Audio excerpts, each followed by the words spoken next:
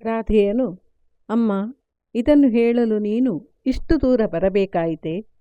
ನಾನು ಕೌಂತೆಯ ಎಂದು ಹೇಳಿಕೊಳ್ಳಲು ಹಂಬಲಿಸುತ್ತಿರುವೆನೆಂದು ನಿನಗೆ ತಿಳಿಯದೆ? ನಾನು ಸೂರ್ಯನ ಮತ್ತು ಕುಂತಿಯ ಮಗನಾದರೂ ಸಾಯುವವರೆಗೆ ರಾಧೇಯನಾಗಿಯೇ ಇರುವೆನು. ನಿನಗೆ ನನ್ನ ಸಂಕಟ ಅರ್ಥವಾಗದೆ ಚಿಂತೆಯಿಲ್ಲ. ಪ್ರಸಕ್ತವನ್ನು ಹೇಳು. ನಿನಗೆ ಬೇಕಾದ ವರ ಯಾವುದು?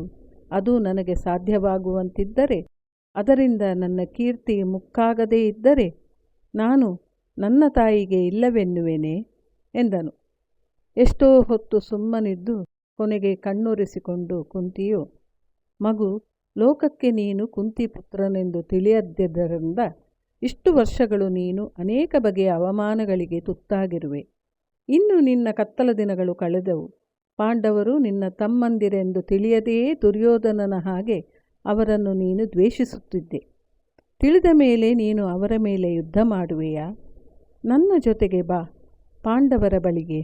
ಅವರು ನಿನ್ನನ್ನು ಪೂಜಿಸಿ ಚಕ್ರವರ್ತಿಯನ್ನಾಗಿ ಮಾಡುವರು. ಯುಧಿಷ್ಠಿರನ ಜೊತೆಗೆ ಶಾಂತಿ ಸುಖದಿಂದ ಇರುವಿಯಂತೆ. ಇನ್ನು ಮುಂದೆ ನೀನು ದುರ್ಯೋಧನನ ಜೊತೆಗೆ ಇರಬಾರದು.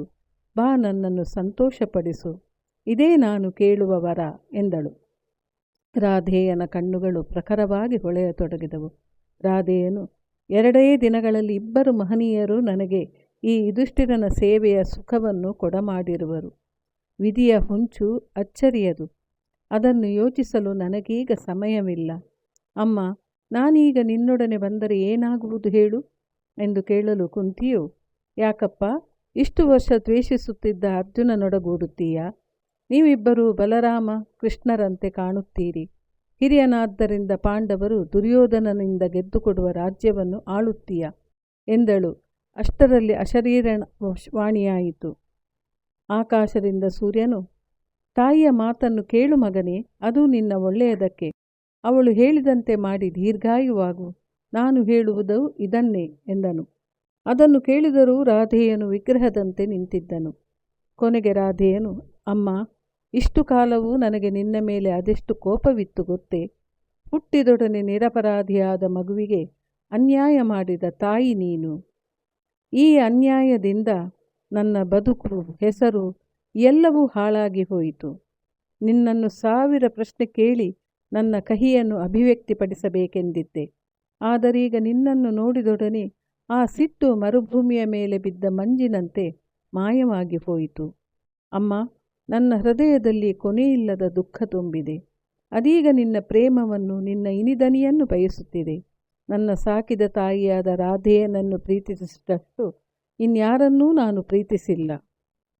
ಆದರೆ ಈ ಹೊಸ ತಾಯಿಯ ಮುಂದೆ ಅದೂ ಮಸುಕಾಗುತ್ತಿದೆ. ಇದುವರೆಗೆ ಅರಿಯದ ನನ್ನ ತಮ್ಮಂದಿರ ಮೇಲೆ ವಾತ್ಸಲ್ಯದ ಪ್ರವಾಹ ಹರಿಯುತ್ತಿದೆ.